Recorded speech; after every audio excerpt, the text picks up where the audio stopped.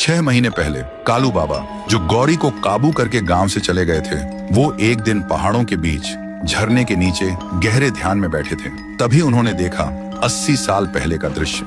थुंग थुंग एक ढोलकिया था, सड़क किनारे ढोलक बजाकर अपना पेट पालता। कभी कभी शादी ब्याह में भी लोगों को खुश करता, लेकिन एक शादी में उसका मजाक उड़ाया गया, उसकी बेइज्जती हुई और उसे भूखा ही भगा दिया गया। भूख और अपमान से जलता हुआ वो ढोलक बजाते बजाते जमीन पर गिर पड़ा और वहीं उसकी आखिरी सांस टूटी। मरते वक्त उसने श्राप दिया, जिन लोगों ने मेरा मजाक उड़ाया, मुझे भूखा रखा, उनका साथ ही साथ उनकी आने वाली पीढ़ी भी चैन से नहीं जी पाएगी। मेरी ढोलक की गूंज उनकी मौत बनेगी, उनकी बर्बादी बनेगी। और उसी पल से उसकी आत्मा ढोलक में कैद हो गई।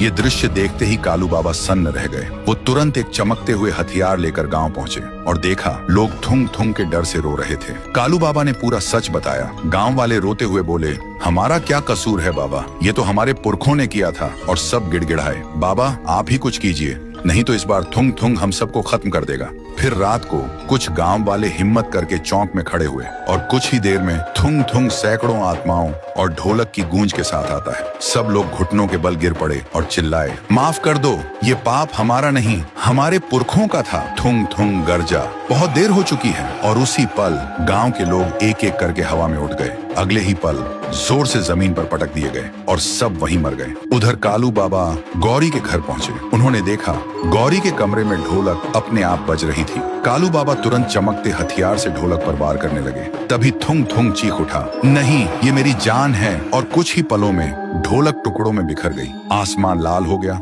और उसी वक्त गौरी और रघु थुंग थुंग के श्राप से आजाद हो गए। लेकिन गौरी की हथेलियों पर अब भी ढोलक का निशान बना हुआ था। सुबह कालू बाबा गांव के बीच एक पवित्र अग्नि जलाते हैं। पूरा गांव वहां मौजूद होता है। कालू गौरी से कहते हैं, गौरी ध्यान से सुनो, तुम्हारे हाथ पर जो ये ढोलक का निशान है, वो सिर्फ इस पवित्र अग्नि में हाथ डालने से ही मिट सकता है। तभी थुंग थुंग का श्राप पूरी तरह खत्म होगा। रघु चिल्लाया, दीदी मत करो, तुम्हारा हाथ जल जाएगा। पर गौरी बोली, चाहे कुछ भी हो, मुझे करना ही होगा। और उसने अपना हाथ अग्नि में डाल दिया। सबकी सांसें थम गईं। लेकिन जब गौरी ने हाथ निकाला तो देखा उसके हाथ को कुछ भी नहीं हुआ और ढोलक का निशान भी मिट चुका था। तभी अचानक अग्नि भड़क उठती है और उसी आग से थुंग थुंग का रूप बनता है। उसके हाथों में वही ढोलक आ जाती है और वो बजाने लगता है इतनी तेजी से कि पूरा गांव कांप उठता है। और अगले ही पल आसमान का लाल रंग मिट जाता है। देखते ही देखते सब कुछ खामोश हो गया और तब से गांव वाले सुकून और खुशी से रहने लगे। लेकिन कभी कभी बहुत गहरी रात में हवा के साथ एक धीमी सी आवाज सुनाई देती है,